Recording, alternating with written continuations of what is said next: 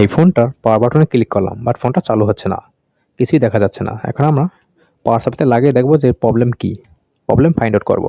Power supply on করলাম, 3.7 voltage রেখেছি, back part খুললাম অ্যান্ড ব্যাটারিতে দেখবো কত ভোল্টেজ।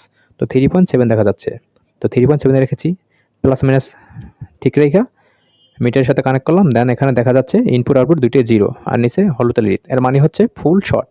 তো ফোনটা আমরা এখন ডিসি ড্রাইভারের সাহায্যে খুলবো।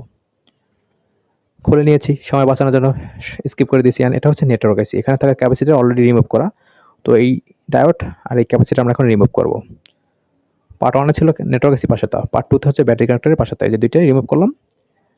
এখন যদি ফোনটা চালু না হয় সেই ক্ষেত্রে তুমি মাল্টিমিটারের সাহায্য নিয়ে তুমি দেখবা যে ফোনের কোথায় আর কোথাও কত ক্যাপাসিটি শর্ট আছে। তো আমরা এই ক্যাপাসিটিটা শর্ট পেয়েছি, এটা আমরা এখন রিমুভ করলাম। দেন ফোনটা পুনরায় চেক করব। তো আলহামদুলিল্লাহ ফোনটা এখন ঠিক হয়ে গেছে, স্বাভাবিক মোডে আছে 3.7। আমরা এখন পাওয়ার বাটনে ক্লিক করব।